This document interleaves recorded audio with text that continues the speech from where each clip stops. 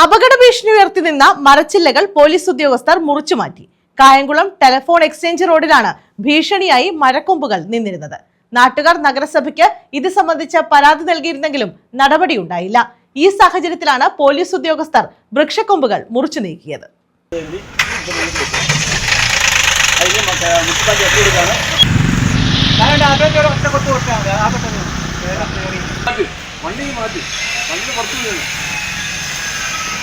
Kayamkulam telephone exchange റോഡിലാണ് വാഹനങ്ങൾക്ക് അപകട ഭീഷണി ഉയർത്തി നിന്നിരുന്ന മരച്ചില്ലകൾ പോലീസ് ഉദ്യോഗസ്ഥർ മുറിച്ചു നീക്കിയത്.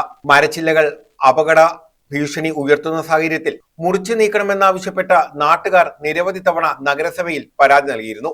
എന്നിട്ടും ഫലമുണ്ടാകാത്ത സാഹചര്യത്തിലാണ് ട്രാഫിക് യൂണിറ്റ് SI ഹാരിസിന്റെ നേതൃത്വത്തിൽ വൃക്ഷക്കൊമ്പുകൾ മുറിച്ചു നീക്കിയത്.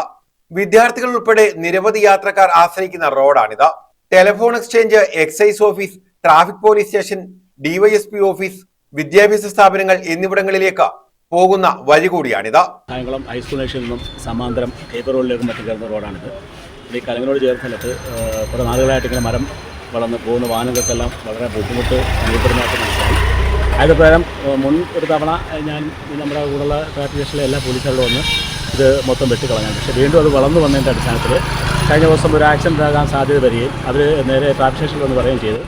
ഞാനങ്ങനെ ഇന്ന് ഞാനും നമ്മുടെ പോലീസുകാരുടെ ഇവിടെ വന്ന് അതിന് സൗകര്യം ഉണ്ടാക്കി മൊത്തം സാധനം പരമാവധി പറ്റുന്നത്രയും ഞങ്ങൾ ക്ലിയർ ആക്കിയിട്ടുണ്ട്. അതിനുശേഷം ഇനി മുനിസിപ്പാലിറ്റിക്ക് ലെറ്റർ കൊടുക്കുകയാണ്. കാരണം പെട്ടെന്ന് കൊടുത്ത് അതിൽ ബാക്കിയുള്ള നടപടി സ്വീകരിക്കും. ടൗണിൽ ഗതാഗത കുരുക്കൾ ഉണ്ടാകുമ്പോൾ വാഹനങ്ങൾ തിരിച്ചുവിടുന്ന സമാന്തര റോഡ് കൂടിയാണിത്. News bureau, Kayamkulam.